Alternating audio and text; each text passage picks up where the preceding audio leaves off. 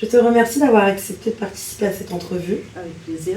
Alors avant de plonger dans ton expérience professionnelle chez Bien Vieillir, on va parler, si tu veux bien, de ton parcours professionnel jusqu'à présent. Un bac RH, un BTS assistant gestion permis et une licence dans les ressources humaines.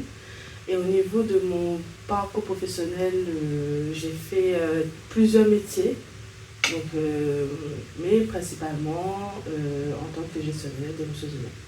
Super, un beau parcours, bravo. Merci.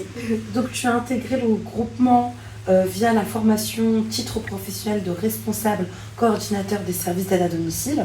C'est une formation niveau Bac+2, c'est bien ça? Oui. Et tu es actuellement en alternance au sein d'une structure Bien Vieillir. Est-ce que tu peux nous dire qu'est-ce qui a suscité ton intérêt pour cette formation? Bien sûr. Vu mon parcours professionnel, j'étais beaucoup dans les ressources humaines. J'avais envie de changer de voie et partir un petit peu dans le social. Donc quand j'ai vu l'annonce sur le CNAM pour le titre professionnel RCSAD, c'est là que ça a porté tout de suite mon attention et j'ai voulu postuler. Donc maintenant je suis là.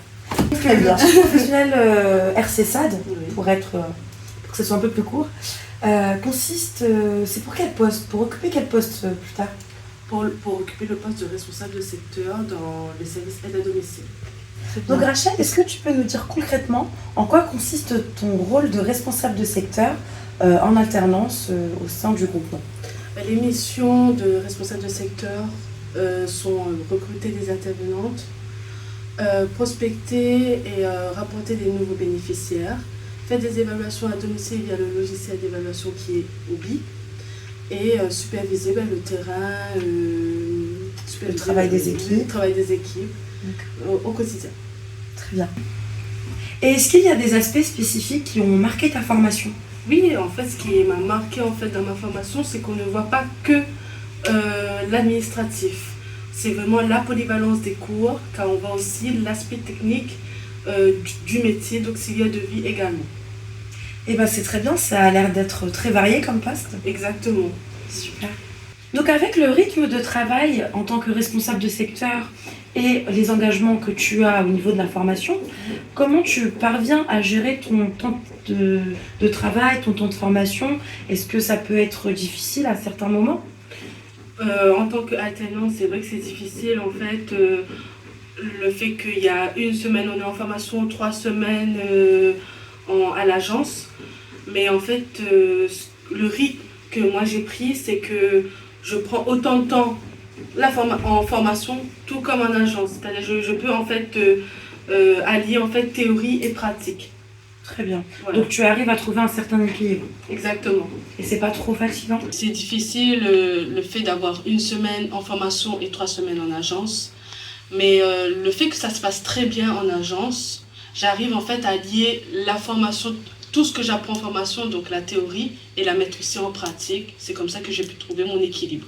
Très bien, donc tu trouves que tu as un cadre de travail qui te permet en fait d'allier la théorie et la pratique, et ce qui fait que tu te sens quand même à l'aise? Oui, très à l'aise, car ce que j'apprends aussi en formation, je pose des questions aussi en agence. Donc c'est complémentaire, mais ça me permet aussi d'avancer en tant que responsable de secteur. Parfait.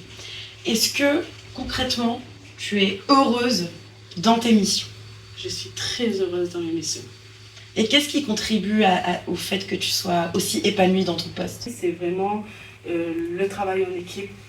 On est à 3 dans l'agence, on peut vraiment répartir les tâches.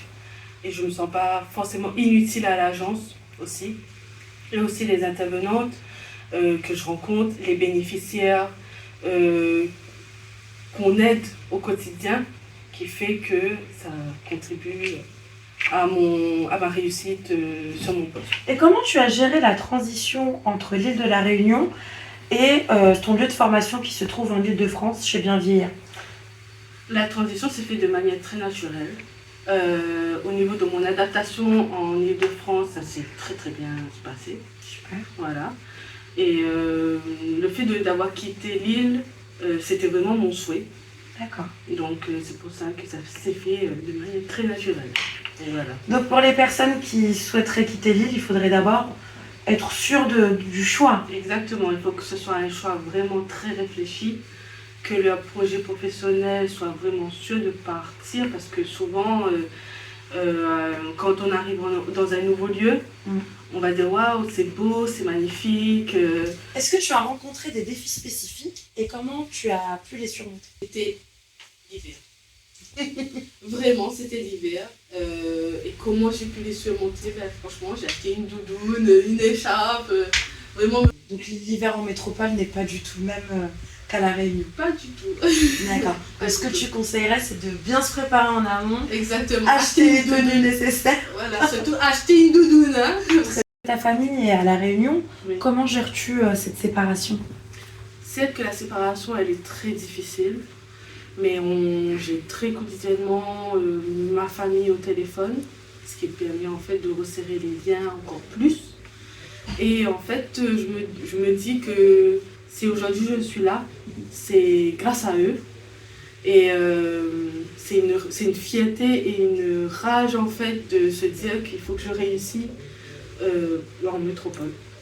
Très bien. Ils te donnent la force en fait de réussir et de tous les jours être déterminé. Exactement. Et après aussi, j'ai des amis aussi. J'ai des amis, j'ai des collègues qui font que ça permet aussi de renforcer ce lien-là. Et c'est sûr qu'il y a des moments où il y a des petits coups de mou. Mais avec le soutien de tout le monde, ça me redonne la patate, quoi. C'est super. Donc ton projet de mobilité a été réalisé donc, grâce au CNARM, qui nous ont mis en contact avec toi. Est-ce que tu peux nous en parler un petit peu? Oui, en fait, après avoir postulé, nous avons été reçus par la conseillère qui nous a présélectionnés. Ensuite, on a eu un entretien avec toi. Et ensuite, En quoi cette expérience a enrichi et impacté ton développement pro et perso? En fait, cette expérience m'a permis de voir le maintien du domicile d'une toute autre façon. Donc, c'est voir les personnes âgées ou les personnes en situation de handicap. Je ne voyais pas autant de... Donc pour conclure, est-ce que tu peux nous dire quelles sont tes perspectives d'évolution, où tu te vois plus tard? Donc tu finis ton alternance bientôt en tant que responsable de secteur. Est-ce que tu peux nous parler de tes projets futurs? Oui, en fait, pour mes projets futurs, en fait, je souhaite vraiment d'évoluer au sein de Bien Vieillir, parce que tout se passe bien, il y a une bonne cohésion d'équipe, et j'aime bien mon travail.